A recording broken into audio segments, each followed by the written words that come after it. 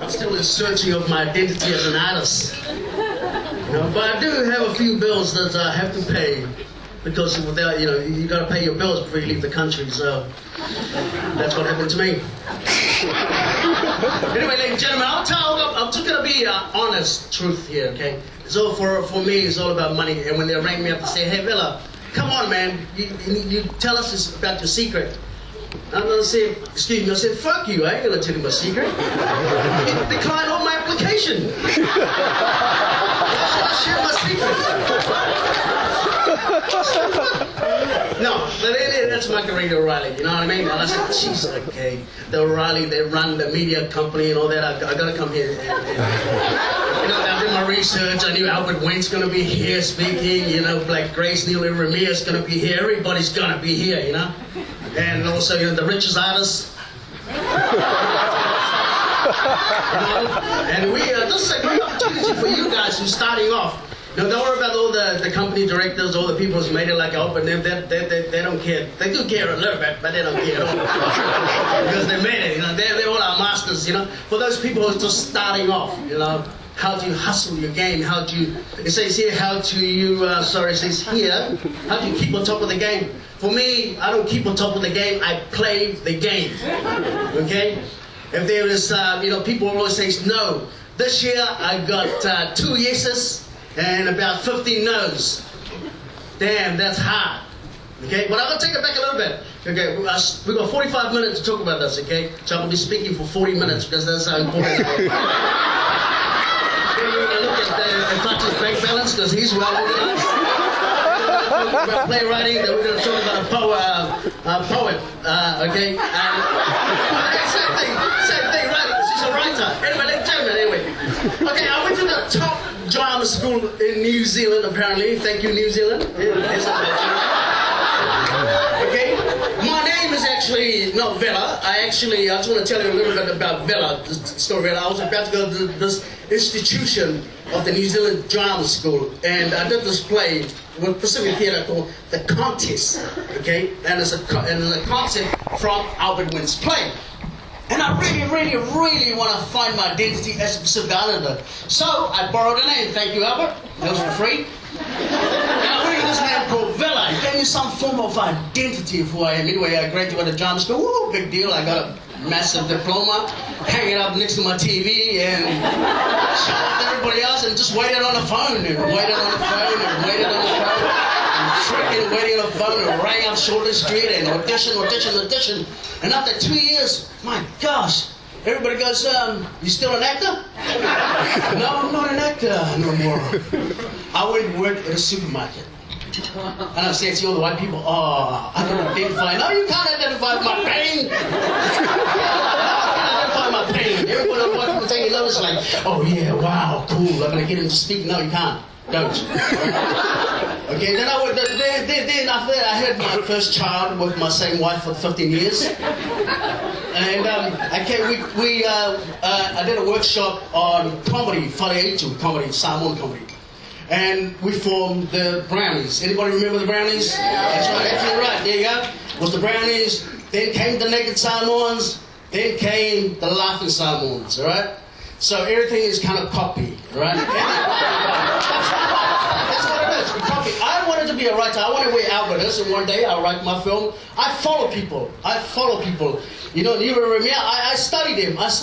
To say, how do they get there? You know what I mean? Who did they sleep with? How did they get there? These people are my idol. You know what I mean? Because we Polynesian, we are so fear buckle. We are so fear buckle that we don't ask fucking questions. We just hold our arms and goes, yep.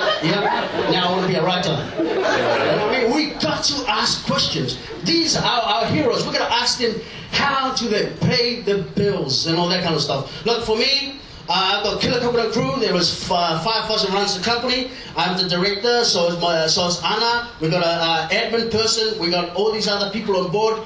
We on Saturdays we sell T-shirts in the market to pay our bills. We got DVDs. We just make up these funny DVDs that you people will probably sit down and analyze it, but our customers don't. They love it. we got a recording company. You know, we've got all these that sell music. Doesn't play on New FM. Even though it's at the beat of the Pacific. Every song you hear is 50 cents. What the fuck? You know, these are the struggle I have to go to an artist. So on Mondays, I plan my day. I plan my week because, you know, my rent or my house mortgage goes out on a Thursday. So I'm desperately calling my crew together like, hey, where can I get this money from? Where can I get this money? Release this thing. I need this thing. I need that thing. And there you go. How pay my bills. All that kind of stuff. In terms of success, what is success anyway, right? What is success? Okay, at the moment I'm working with Auckland Theatre Company. They came in to work with us. You know, they had a great experience. We had a show at the Tausha called Strictly Brown. And you know, Bailangis, different types of species, bloody Bailangis, you know, they do everything like, ooh, there's no ticket sales on the door. So we cancelled the show. You know, it's like, don't freaking cancel the freaking show. People will turn up. They don't believe us. And they looked at the sales, the show opens tomorrow, it's only 50 booking. They called me in and say, let's cancel. I said, don't you cancel. You do that, I'll break your legs. You know? But you know, people turn up, and over 700 people, it was sold like that. They say, oh, we want to work with you again. I said, no, you don't. You know what I mean? So there's a lot of things that help pay my bills, okay? People will say, hey, Killer People Crew has been running for 9 years without creating New Zealand funding. Where are you getting your funding from? Drug dealing and all that kind of stuff? No, there's no drugs in my house, man. I'm a Christian heart. I don't look like Christian, but I live the life of a Christian, okay? Yeah, that's right. Anyway, so that's where it is. So that's all made up, okay? Some of the stuff. Where I get my money from is what you guys did. You guys laugh and you guys think about things. That's where it is. If I have to write a play, I don't write a play for to find who I am. I don't write a play. I'm not lost, okay? I know who I am. Fine. I know. That's actually what. I'm Pacific Islanders, okay? I don't. We're not climbing the social ladder. Forget that. Okay? Never. Okay? No politician ain't done anything for Pacific Islanders. That bullshit. Don't worry about it, okay? I know who I am. I know my voice. I know who I am, a Pacific Islander. I don't analyze. I know my audience. I know exactly who you are. I make things especially for you. That's none of you guys because we're all peers, right? Except for Alvin Winter and they're above. I had to follow all these guys. I had to beg these guys. You know what I mean? But see, they're not laughing. They're analyzing. See?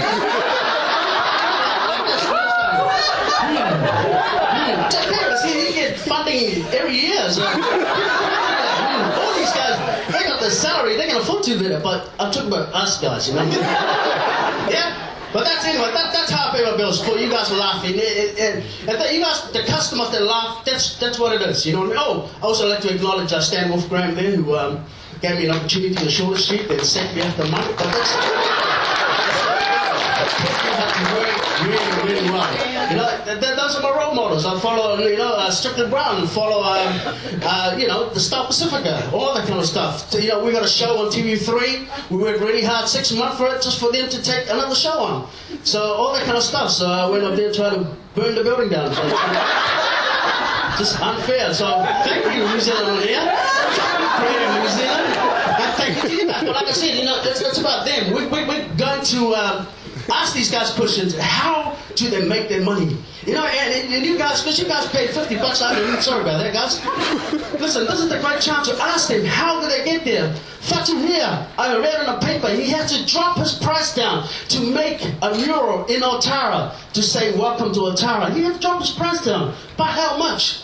Right? So we can ask these questions because it's... Don't be afraid. These guys, I tell you, they are loaded, man. They know what it is. Okay, guys. So I'm just gonna let them, you know, introduce themselves. They don't need no introduction, but just for those wanting to start in the arts. And for this guy.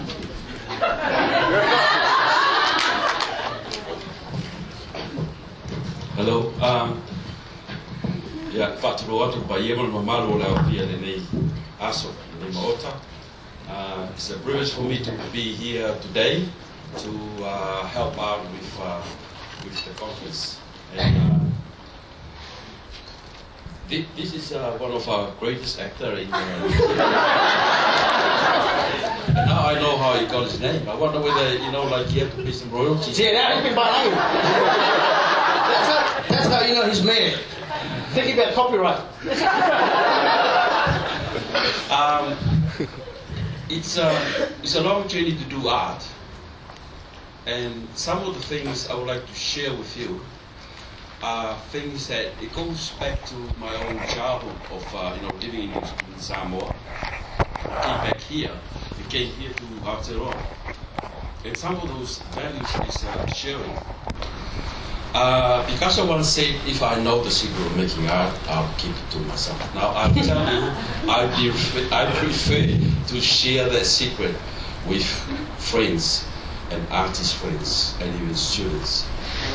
I don't have many secrets, but I know one thing, is that when I do art and then I give it to my dealers or the people who market my art, they tell me about the market value of a piece of art. I'm not quite sure how they value those things, whether they value by looking at the art or look at the last show or look at the price of another artist. That's their business. But I also insist on them is that my art is based on my culture, and I do not want to undervalue my culture. And that's the most important thing for me in my own art making. If people come over now and say, I'll buy your art for $1 million, I say, great. Because I have a lot of relatives and a lot of family to look after in Samoa. I moved to Samoa building studios and trying to look after my family the last 3 years.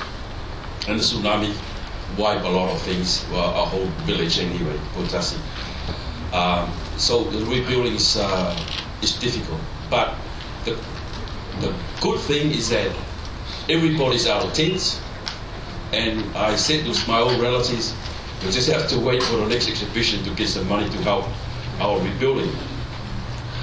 So that's one thing I would like to share with you, is I don't undervalue the prices of my art when I talk to my dealers who markets them. The other thing too is sharing secrets, sharing techniques, sharing whatever I'm asked of things by my colleagues. I share that freely with everybody, and they value that. To me, it saves me a lot of telephone calls who ring me to try and pick up something that they think I know, and I keep it to myself. In terms of how to pay the bills, I am very lucky that it's Bridget around here. Bridget looked after a lot of things, financial things, for my children here in New Zealand. So where's Bridget? Sorry, can you Bridget there. You should be up here. The managing of things at home, the children, schools, households and things, and even helping out a lot of things to do with my family in Samoa. Sometimes it can be a pain, to try and look after two households, here in New Zealand and in Samoa. But another thing I'd like to share with you is this struggle. Whether you like it or not, we will be struggling to do our art, or even to become a writer, a singer, a poet, right until we are dead. And to me, that is a healthy thing to have. I think that's what I think. That's where all the bilingual get not sucked in, but try to understand our pain by looking at art and say, "Geez, I really want that," because they never get experience, right? I mean, like for my work, I write about my struggle. That's what people pay to see, because you'll never come to live in South Auckland. You be more last, right? So you pay for that kind of, I guess so. Because I mean, I look at John Bullitt's work. I mean, John Bullitt's my brother. He can turn this camera off and like, what the hell is it? Why is it charged $30,000? What is it? A couple of crosses, a couple of roads. But that's you know what I mean. No, I think that's good. But I'm just saying, there is only he can tell that story. For being a fellow Wayne's like him, it's like a couple of crosses, a couple of hills, a couple of more crosses, I'm just saying, it's within our struggle, so we can, because that's the selling point of our art. And like you guys, if you guys are going to do a show, you know what I mean, you got to do something that is commercially being able to pay your bills. If you're going to do a dance show, you can't just come on and do a little dance, and you know it's got to have a commercial value to it. People have to look good and everything else. It's just not a painting, I guess. I can't just give him a paintbrush and say, can you just do a couple of flowers here? It has to have a lot of meaning. I think the artists need to understand what they're talking about, what they're writing about, what they are painting about, because the Balangi are not stupid. They want to ask a question. That's just me though. Because you got to be able to tell us about it. That's what they're buying into. Okay? So Fatu's flowers are not just hibiscus flowers. They're meaningful. There's a lot of, like I said, the word is struggle. And I guess that's what we're about. Struggling with identity, struggling who we are. I know that, but I'm the only person who's never struggled with my identity. I know what. Sorry if I'm a money. It's okay. I'm not sure. Okay, may I now? You're master. The other thing I'd like to share with you, you know, when you become a professional artist, you have to act like the professional artist. I am very lucky. I used to work in the factories, in Otara, in Porirua, in Lower Hutt, and then I got elevated into the design side of designing products, textile. And the design side is looked after by the marketing department. So I learned a heck of a lot of marketing when I was there, you know, in the marketing department, the design side of this multi-billion-dollar company. It's an Australian company.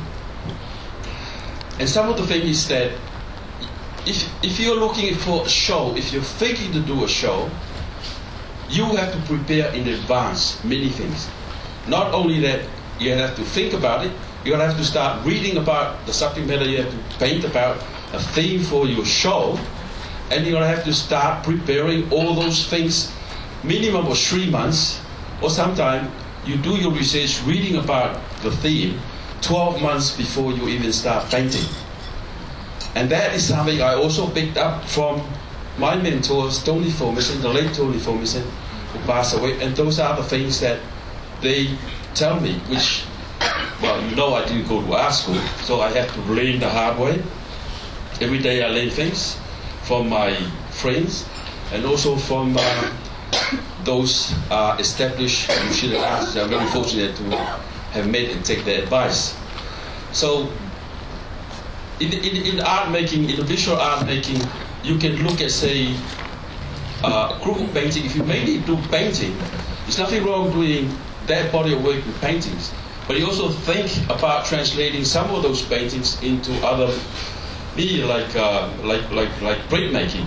So therefore, you take multiples of images out of the printmaking, and maybe you take those images of, say, maybe 10 or 15 out of one print, and you can have 3 or 4 shows all around the country.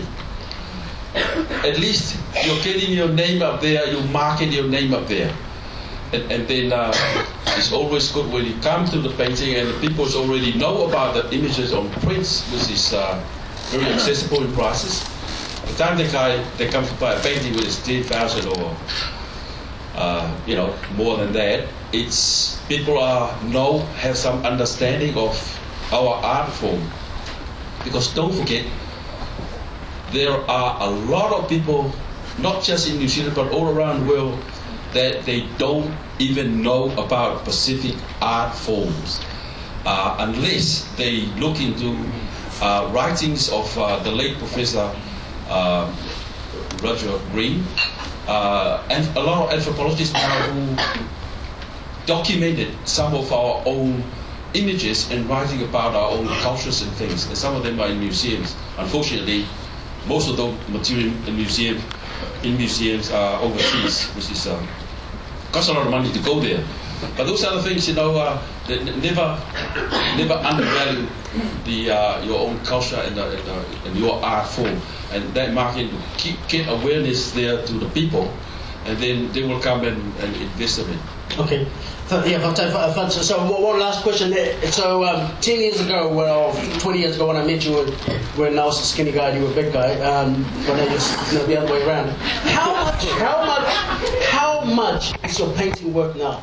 Like what? I like to know. I mean, how much is your painting worth now? Like actual painting worth now? Like canvas? How much? I don't normally do this, but Richard, how much? Richard? No, that's stupid value, you know, because I know. Richard and Melodies. Because I know through the years and years, you build up things, you know.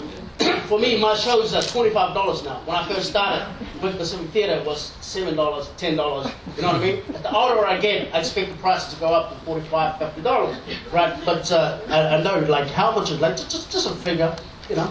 Well, I'll just keep things in perspective. When I first had my first one-person show in the mainstream dealer here in mainstream meaning bilingual where people have credit cards. Yes. Not that special. They a lot fun. Walk in, have a look. So they were selling the painting around about $700. $700. And that's about 22 years ago. Yes. So you just timed it by 22, brother. Something like that. Something like that. Yeah. But some of the bigger paintings already sold for $50,000. Yeah, absolutely. But don't forget, the artist only gets about the dealer takes 40%. Oh. The GST 15%. 15% very soon. Go and buy some art now before it goes up to 15. and also other expenses. So it's not really a heck of a lot of money you get from the art.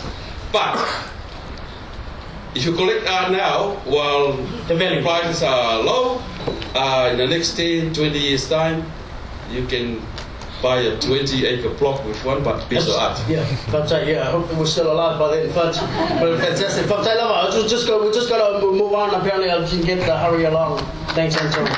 Thank you. Yeah.